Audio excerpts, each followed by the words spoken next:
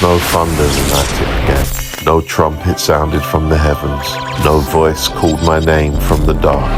No blazing angel descended with fire in its hand. It began instead with something so small I almost dismissed it.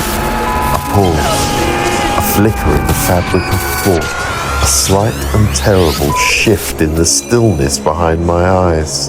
I remember sitting upright in bed just before dawn, my body rigid, my breath caught high in my chest, as if some invisible hand had reached into my sleep and pulled me violently towards the surface. The room was drenched in shadow. The air was cold enough to raise goose flesh along my arms. Though the window was shut, beyond the glass, the world remained silent and unmoving, suspended in that strange hour where night has not yet loosened its grip and morning has not yet dared to speak. But something had changed. At first I could not name it, I only felt it. A fracture, not in bone, not in flesh, in consciousness. It was as though a hairline crack had appeared somewhere deep inside me, in a place I had never known existed until that moment. A hidden chamber, a sealed door, a blind eye forced open by a sliver, and through that impossible opening came a feeling I had no words for then and still struggle to name now. It was not peace. People speak of spiritual awakening as if it is a gentle thing, like sunlight through the curtains, or the soft unfolding of a flower. They speak of enlightenment with the language of comfort, healing, transcendence. They do not tell you what it feels like when the veil tears badly. They do not tell you what happens when truth enters the body like winter air through a broken window. It was terror first, then awe, then a grief so ancient and formless it did not feel entirely my own. I sat in the dark, staring into the corner of my room where the shadows gathered thickest, and knew with a certainty that made me sick that I had not been alone there.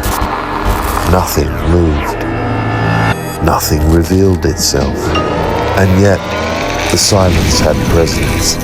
Dense, watchful, patient.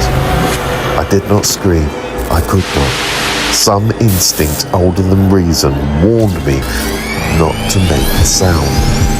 So I remained still, listening to my own pulse beat against my skull, feeling that strange interior pressure building behind my forehead, between my brows, as if something beneath the skin had woken and was pushing outward, desperate to see.